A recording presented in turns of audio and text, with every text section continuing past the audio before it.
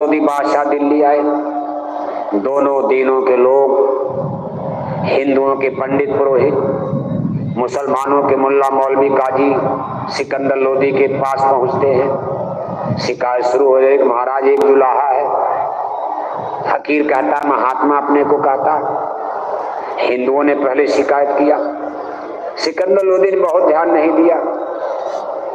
कहा मुसलमान है, हिंदुओं का विरोध तो करेगा ही, क्योंकि मुसलमान तो हिंदू को काफिर मानते ही हैं। सिकंदर लोदी ये सब लोग तो खुद ही इतना बड़ा उन्होंने जुर्म किया है।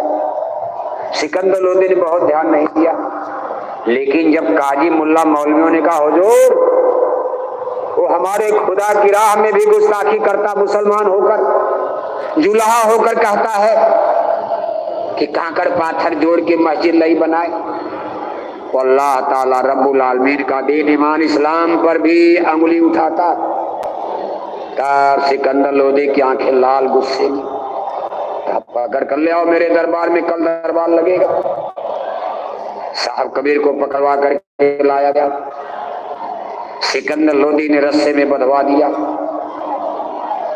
हाथों में हथकड़ी, पैरों में बेड़ी लगा दी गई। मतवाले हाथी के सामने डाल दिया गया। देख करके ताज्जुब हो गया कि हाथी उनके चरणों को चाटने लगता। साहब कबीर के पास पहुंचकर हाथी, दुर्दांत भयंकर हाथी, साहब कबीर के ताल्लुक अपने सूंड से चाट रहा है और ऐसे सर झुका दिया। सिकंदर लोदी ने कहा, भाई ये तो हमने कहा मारो, हाथी मारेगा, पिलवान करा नहीं, पैर रखो, इस आदमी को मार डालो। हाथी आगे नहीं बढ़ रहा, उनके ताल्लुक को चाट रहा है। सिकंदर लोदी ने कहा, भाई ये क्या तमाशा। विद्वानों से, मुल्ला मौलवियों से करे, भाई देखो ये क्या जिसकी तुम शिकायत कर रहे थे, हाथी तो इनको मारने के लिए तैयार है, इनके चरण चाट रहा है। तो लोगों ने कहा, महाराज ये कबीर जादू जानते, ये जादू मार दिया हाथी पर, कोई और सजा दो। सिकंदर लोदी ने लोहे की जंजीरों में बांध कर गंगा में फेंकवा दिया। नाव पर बैठाकर बीच गंगा की धारा में फेंकवा दिया। गंगा की लहरों में हथकड़ी टूट जाती। साहब कबीर किनारे आ जाते, फिर खड़े हो गए। अरे कहा, भाई ये क्या तमाशा। अरे कहा, महाराज और जादू, और कड़ी सजा दो। बहुत लकड़ी, कई कुंतल लकड़ी, उस पर ज्वलनशील तेज पदार्थ डालकर, ऊपर लकड़ी, नीचे लकड़ी, कबीर साहब को बांध करके और लकड़ी में डाल करके आग लगा दी गई। कुंतल की कुंतल लकड़ी जल गई। साहब कबीर के बंधन भी जल गए और उनको खरोच तक नहीं आई थी। और ऐसे उठ करके मुस्कुरा, उनके ललाट पर इतना बड़ा तेज जैसे रोशनी उतर रही। सिकंदर लोदी के सामने खड़े हैं।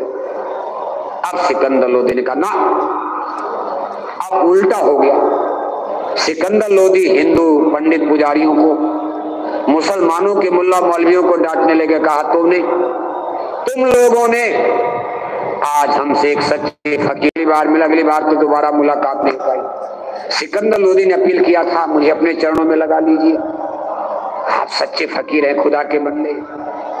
साहब कबीर ने कहा, बादशाह अगली बार मिलना। अगली बार दोबारा सिकंदर लोदी तो जुल्मी अत्याचारी आदमी, उधर चले गए थे।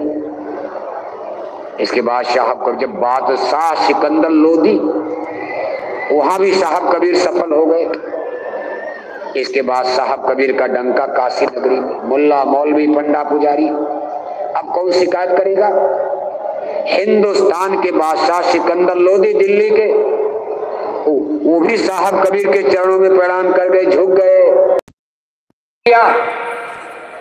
अब साहब कबीर का कौन मुकाबला करेगा। हिंदू और मुसलमान धीरे धीरे। इसके बाद उन्होंने लेखन, पढ़े लिखे तो थे नहीं, अब जो मालिक है उनको पढ़ने की क्या जरूरत, पूर्ण ज्ञानी है। साकी शबद रमैनी और सबसे पहले उनकी ज्ञान की किताब जो आगे चल करके अनुराग सागर, उनके जमाने में तो किताब बनी नहीं, तो बाद में लोगों ने संग्रहण किया। जो उन्होंने कहा उसको लिपिबद्ध किया गया है। सबसे पहले पुस्तक अनुराग सागर के नाम पर, इसको 5वां वेद माना जाता। 4 वेद पहले आ चुका था। इस 4 वेद